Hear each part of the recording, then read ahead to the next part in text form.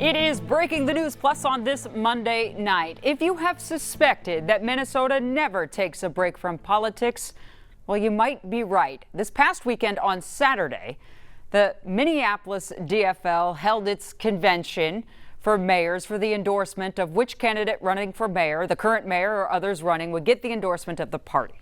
And Eric Roper from the Star Tribune spent a good 13 hours there because that's the amount of time it takes generally to get these things off the ground. And this particular process, Eric, the person that was picked for the endorsement wasn't expected?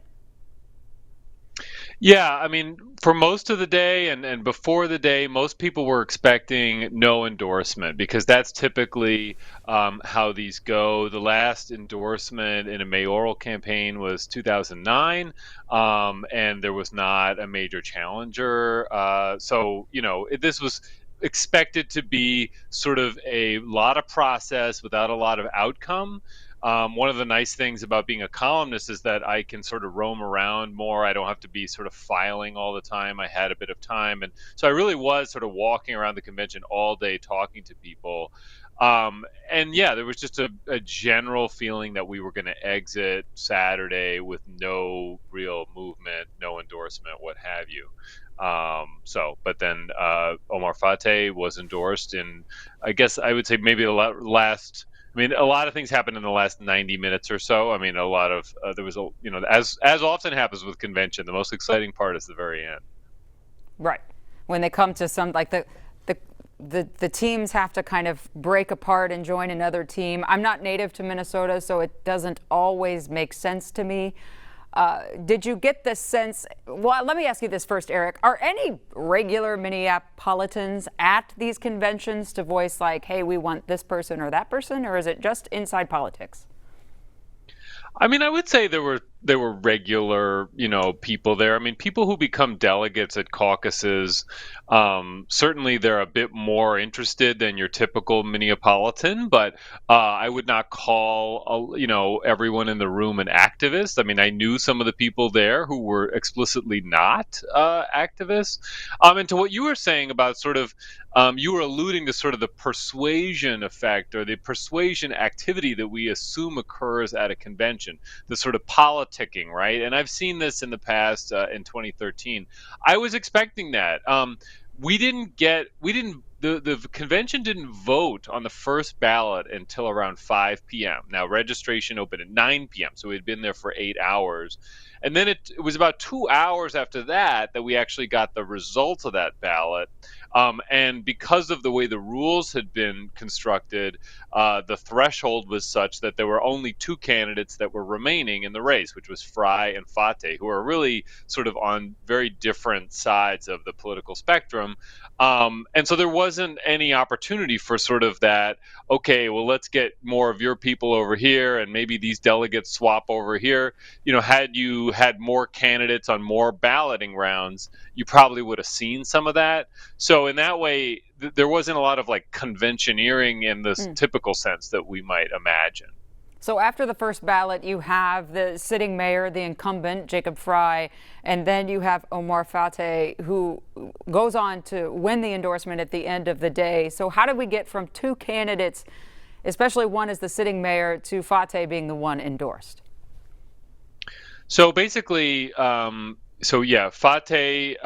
he was ahead of the mayor, and I'm forgetting the percentages, but it was in the mid 40s, and the mayor was in the low 30s.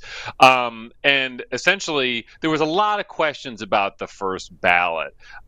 This was being done on a system that seemed to be getting its first test run at the convention. There were emails, confirmation emails people were expecting that they weren't getting, that people said, well, it's in your spam folder. There was a lot of questions around because it's actually kind of complicated to calculate a convention vote because of the fact that you have delegates and alternates. So when delegates leave, alternates get upgraded, and so they encouraged all the alternates to sort of vote, and then they would figure out on the back end whether they were actually eligible as delegates. I know this is a little in the weeds, but this is kind of how these things go. No, I'm just thinking of it as like the general population and like how we get to an endorsed candidate. No disrespect to Mr. Fateh. Right. It's just like they're trying out this new system on phones.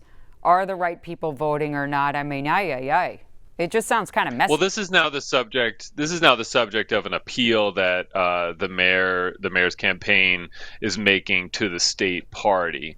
And so, we did the vote, but again, there's a lot of like that has to happen on the back end as far as okay, who's eligible, and then this is why at the end of the day, when the number of votes counted in that first ballot was much lower than the sort of total universe of people who theoretically would have been eligible. Again, if alternates are being upgraded, that was raising some questions too. And again, that sounds like in the weeds, but everything about this is in the weeds. So I can't. There's Yeah. nothing we can do about that. And so part of the reason that Fate, how this sort of shook out at the end, was that Fry's people questioned the validity of the vote. They asked for a revote on the first ballot. The convention didn't want to do that. Significantly, the convention also did not want to leave without an endorsement. Now, if there was enough people there for Duane Davis and Jazz Hampton who actually wanted to sort of have no endorsement out of this, you would have seen that as like a more popular option. That was voted down. So at some point in the day, the convention really wanted to have an endorsement. And at that point, Fry's people pulled all of the delegates from from Target Center, sent them a text message and said, all right, let's get out of here. Now, this happens at the end of conventions. It happened at the end of the 2013 convention that I covered. Usually it's to deny the convention quorum, which would then sort of which would basically just block the endorsement that way. The Fry campaign claims that was not what it was about, that it was actually about sort of they didn't want to legitimize the second ballot after their distrust of the first ballot. So anyway, the point is everybody was gone. All the Fry people were gone by the time they actually voted on the second ballot, which was done with just holding your badge in the air, which was sort of it was a little less official than how the first ballot had gone down. Okay, so a couple of questions about both sets of ballots, I guess, if a person's like, being really skeptical. But let's get to that part about you're saying the convention wanted an endorsement, which is interesting because there hasn't been an endorsement for 16 years. Like they just have come out of these conventions with no endorsement. So why was it important to have one this time? I mean, right. So again, it had the Fry, Duane Davis, and Jazz Hampton delegates really wanted all together to not have an endorsement. I believe they could have taken the day.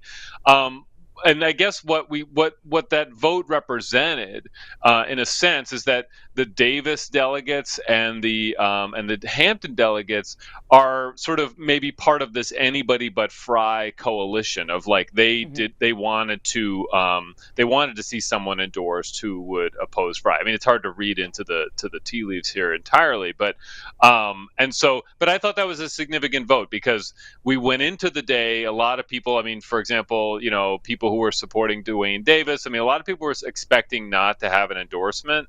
So, I mean, because it was to their advantage to not have someone sort of win at the end of this. And as I wrote in my column today, I think that Fate winning really puts, it's giving his campaign a lot of energy. I think it's more likely to turn this into what looks like a two-person race, although I think Fate really needs Duane Davis and Jazz Hampton's supporters to vote for him as one of the second and third choices. And that's that coalition that could actually take out an incumbent, I think. So, to the average person that is not super plugged in to the convention process, the endorsement, and they live in Minneapolis, what should they know about the mayor's race right now? What should I be learning on this Monday? I mean, the way I see it, I think that the endorsement is a clue that this is a real race that I think people are going to start paying attention to. It is just an endorsement, and it is now being called into question through an appeal. We'll see about that. But I would expect that this is going to be a lot of energy for Fate's campaign.